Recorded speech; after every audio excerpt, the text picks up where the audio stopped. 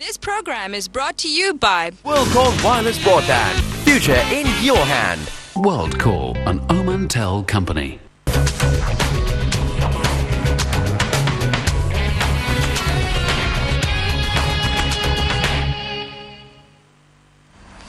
बिस्मिल्लाहिर्रहमानिर्रहीम। अस्सलाम वालेकुम नाज़रीन, आप देख रहे हैं बिजनेस लंच और मैं हूँ अजिया खान।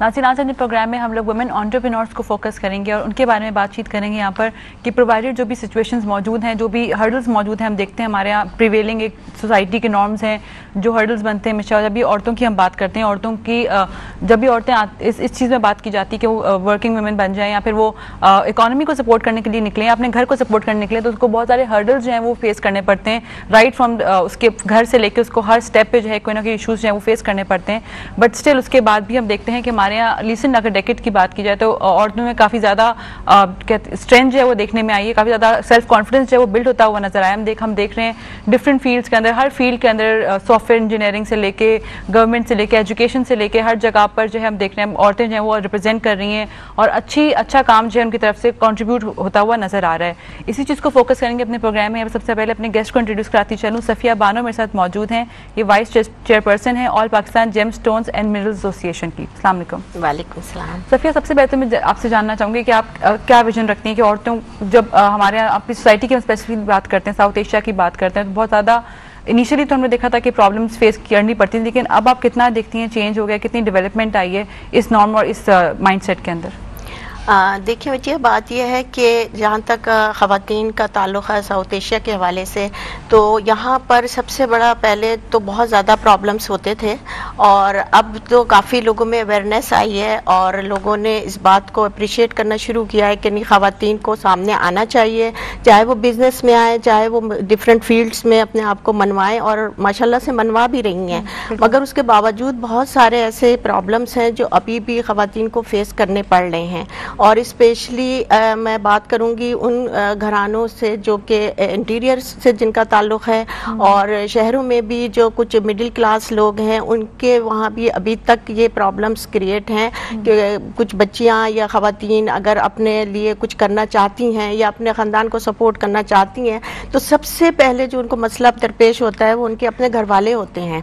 क्योंकि हमारे माशरे में एक चीज़ ये है कि लोग जो हैं वो ख़वातीन पे ज़रा ट्रस्ट कम करते हैं। वो ये समझते हैं कि अगर ये कोई पैसे लेके कोई बिजनेस अपना स्टार्ट करेंगी तो ये ना हो कि कुछ कर ही नहीं पाए और ये ख़त्म कर देंगी सारी चीज़ों को या सारे पैसे को ज़ाया कर देंगी, जबकि मैं समझती हूँ कि ऐसा बिल्कुल भी नहीं है। अगर कोई खातून सीरियसली किसी भी फील्ड में आना चाहती है तो उसके अंदर टैलेंट किसी भी तरीके से किसी मर्द से कम नहीं होता। बिल्कुल, लेकिन हमारे यहाँ तो पहली बात हम देख रहे हैं कि एक माइंडसेट है कि इसको फीमेल और मेल्स को डिफरेंशिएट ही क्यों किया जाता है। मैं चाहूँगी इसके ऊपर थोड़ी रोशनी डालें, बिकॉज इसे अगर देखा जाए तो सेम एजुकेशन दोनों जो है वो हासिल कर रहे होते हैं, सेम तरह से अगर उनको ब्रॉटअप भी सेम दिया जाएगा घर से, तो आपको लगता है कि आगे जाके उनको कोई कंपटीशन जो है वो ज़्यादा फेस करना पड़ेगा प्रोफेशनल लाइफ के अंदर? देखिए, जहाँ पर ये बात आती है कि वहाँ पर हर चीज़ सेम है और उनके घरों से उनको फुल सपोर्ट मिल रही है, तो वहाँ मैंने ये चीज़ बहुत कम देखी है कि उन्हें आगे चल के प्रॉब्लम्स का सामना करना पड़े।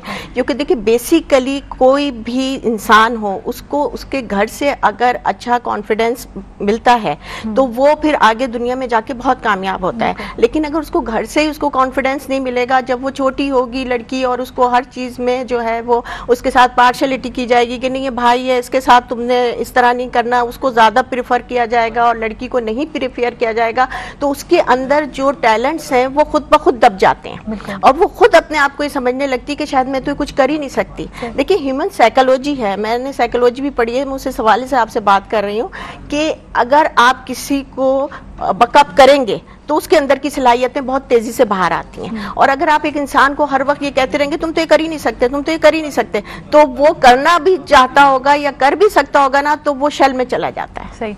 अच्छा, एक और भी हम लोग चीज़ देखते हैं कि हमारे पाकिस्तान में भी अभी अगर रेशो पे नज़र डालते हैं हम लोग, तो जो लेबर फोर्स है हमारी वुमेन लेबर फोर्स, वो इंटीरियर्स में और इस तरह के इलाकों में ज़्यादा है, though they are paid very less as compare to man working in the fields और लेबर सेक्टर के अंदर, लेकिन औरतों की तादाद जो है वो ज़्यादा है, तो फिर क्यों उनकी सैलरी स्केल्स में डिफरेंस होता है? नहीं, अगर आप लॉ के हवाले से बात करें, लेबर लॉ के हवाले से, तो ख़वातीन और मर्द की सैलरी में डिफरेंस नहीं है, लेकिन लोग प्रॉब्लम ये हमारे माशरे में कि लॉ को बहुत कम लोग फॉलो करते हैं और वो ये समझते हैं कि ये खातून है, इनको हम कम काम देंगे तो इनको पैसे भी हम कम दें, हालांकि काम वो पूरा दे रहे होते हैं लेकिन उसके बावजूद वो उनको पैसे कम देते हैं। और उसकी वजह ये होता है कि लेडीज़ के अंदर अवेयरनेस नहीं है, स्पेशली लेबर जो तबका है वो अनएजुकेटेड होती हैं और उनको ये पता नहीं होता है कि हमारी राइट्स क्या हैं। तो जब तक उनको अपने राइट्स नहीं पता होंगे तो वो फिर सफ़र करती हैं। बिल्कुल। अच्छा, हमारा ये भी माना जाता है सफ़िया कि औरतें जो हैं वो एजुकेशन की फील्ड तक वो टीचर बन सकती हैं या फिर ज़्यादा वो अगर पढ़ाई में ज़्यादा पढ़ जाएँ तो वो डॉक्टर बन सकती हैं, बट अपार्ट फ्राम दैट और फील्ड्स के अंदर औरतों का जो है वो काम नहीं। लेकिन हमने देखा है पाकिस्तान के अंदर भी सबसे हाईएस्ट रेशो जो है विमेन, वर्किंग विमेन का जो है वो कंप्यूटर सॉफ्टवेयर डेवलपमेंट के अंदर जो है वो पाया जाता है। तकरीबन 50% के अराउंड जो है रेशो जो है इसमें मौजूद है। तो आप किस तरह से देखते हैं इस चीज़ को कि किस तरह क्या चीज़ रिप्रेजेंट करता है ये रेशो, कि हम लोग को इस नॉर्म को कितने हद तक ब्रेक कर पाए हैं?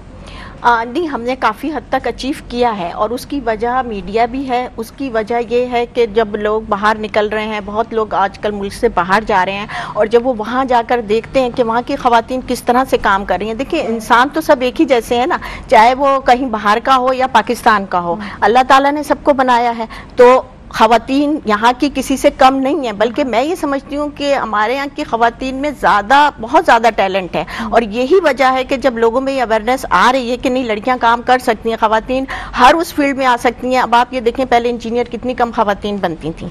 आज आप अगर इंजीनियरिंग यूनिवर्सिटीज़ में जाके देखें तो मैंने तो ये फील किया है कि लड़कियां ज़्यादा हो गई हैं कुछ डिपार्टमेंट्स में और लड़के कम हैं। उसकी वजह है कि लड़के ज़्यादातर बाहर चले जाते हैं और पाकिस्तान में लड़कियां कम बाहर जाती हैं, तो उस फील्ड में आने लगी जिस फील्ड में नहीं थी।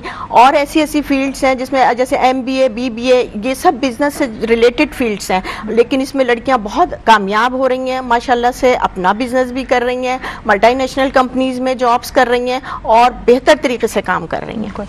अच्छा सफ़िया, थोड़ा सा एंटरप्रेन्योर्स की बात करते हैं। हम लोग देखते हैं आजकल एक नया ट्रेंड कराची में और डेवलप्ड सिटीज़ में ज़्यादा देखने में आ रहा है कि हर कोई अपने लेवल पे छोटे छोटे बिजनेसेस जो हैं और स्टार्ट किए हैं। हम लोगों ने देखा, हम देखते हैं अपने सराउंडिंग्स में भी, उसको आपके साथ देखते हैं कितनी डेवलपमेंट में उसका पार्ट निभा रहे हैं वो। और अगर इसको थोड़ा सा डेवलप किया जाए नहीं औरतों को जो घरों में होम बेस्ड बिजनेसेस जो हैं वो रन कर रही हैं, तो किस तरह से वो इकोनॉमी का पार्ट बन सकते हैं और किस तरह से इतने बिजनेसेस जो हैं वो डेवलप किए जा सकते हैं? जी हाँ, बिल्कुल आपकी बात सही है कि एक्चुअली हुआ क्या है कि जॉब्स इस वक्त कम हो गई हैं और इसी की वजह से ख़वातीन ने अपने बिज़नेस की तरफ तवज्जो देना शुरू की है और उनमें टैलेंट है। हर खातून जो है वो घर से बाहर नहीं निकल सकती, तो उन्होंने अपने उस बिज़नेस को स्टार्ट किया जो वो घर से लेके चल रही हैं और उसमें वो माशाल्लाह कामयाब भी हो रही हैं। लेकिन फिर मैं बात अपनी यहीं दोहराऊंगी कि अगर ख़वातीन कुछ करना चाहती हैं तो उनके घर वालों को उन्हें ज़रूर बहुत सपोर्ट करनी चाहिए और जब उनको सपोर्ट मिलेगी तो जितना वो काम कर रही हैं उससे कहीं बेहतर तरीके से अपने आप को माशरे में मनवा सकती हैं और आपके लिए भी सूदमंद हो सकती हैं। इस हिसाब से कि देखें ना, इस वक्त महंगाई बढ़ती जा रही है, अब वो ज़माना ख़त्म हो गया कि एक मर्द कमाए और पूरा घर बैठ के खाए। तो जब ख़वातीन बाहर निकली हैं, जबकि हमारे मुल्क में 55% ख़वातीन हैं और अगर वो बिल्कुल खामोश बैठी रहेंगी तो फिर तो काम करना बहुत मुश्किल हो जाएगा। तो इकॉनमी में ख़वातीन का एक बहुत मस्बत रोल सामने आया है और उसमें बहुत सारे इदारे हैं जो इसके लिए काम कर रहे हैं और उसकी वजह से आपने ये चीज़ देखी होगी कि अब ये रेशो बढ़ता जा रहा है। जिस वक्त मैं बिज़नेस में आई थी उस वक्त बहुत कम ख़वातीन मुझे नज़र आती थी और आज मुझे माशाल्लाह 10 साल हो गए हैं और 10 साल के अंदर मैं ये देख रही हूँ कि बहुत ख़वातीन जो हैं वो डिफरेंट फील्ड्स में आ गई हैं और माशाल्लाह कामयाब भी हैं। अच्छा, अगर हम प्रॉब्लम की बात करते हैं, हर्डल्स की बात करते हैं, तो कौन से कुछ नेगेटिव पॉइंट्स में चाहूँगी आप हाईलाइट करेंगे जो मेजर रीज़न बनते हैं कि हमारी खातून विमेन जो है वो आगे नहीं बढ़ पाती हैं और उनको प्रॉब्लम्स जो है वो फेस करनी पड़ती हैं? मैं रिगार्डिंग बिजनेस बात करूँगी आपसे कि सबसे बड़ा मसला जो ख़वातीन को होता है बिजनेस में आने के लिए वो फाइनेंशियल होता है। फाइनेंशियल वही बात के पहले तो घर से उनको पैसों का मसला होता है, मिलते नहीं हैं। अब अगर वो कहीं जाकर अपने लोन वगैरह के लिए बात करना चाहती हैं तो वहाँ पर भी मसला क्या है हमारे बैंक्स में कि आप कोई सिक्योरिटी रखवाएं। अगर सिक्योरिटी होगी तो फिर ख़वातीन काम के लिए क्यों बाहर निकलेंगी।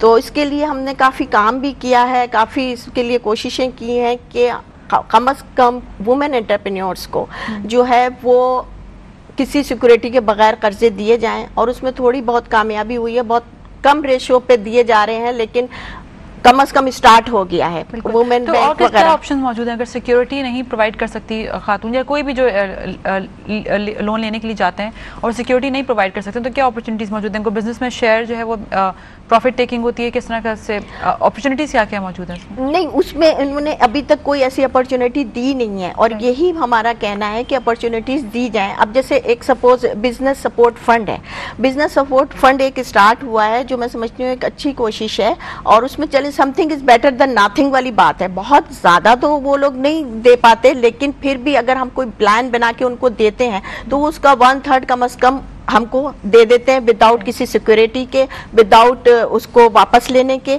और ये चीज़ मैं लोगों को बताती हूँ क्योंकि ये अवेयरनेस अभी कम लोगों में है कि कोई बिजनेस सपोर्ट फंड यहाँ पर पाकिस्तान में काम कर रहा है और उसमें खवातीन और जेंट्स की कोई कैद नहीं है, मर्द भी उसमें ले सकते हैं और औरतें भी ले सकती हैं।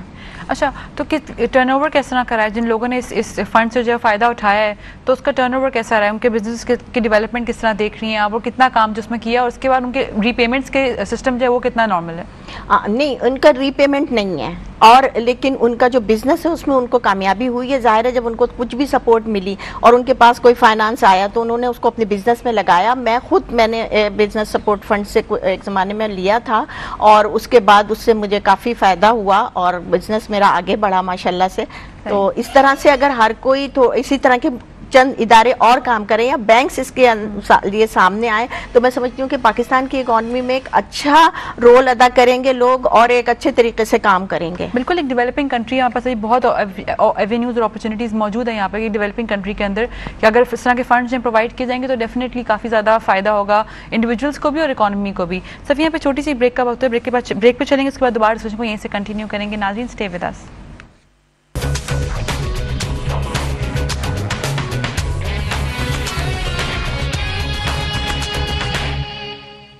This program is brought to you by WorldCall Wireless Broadband. Future in your hand. WorldCall, an Omantel company.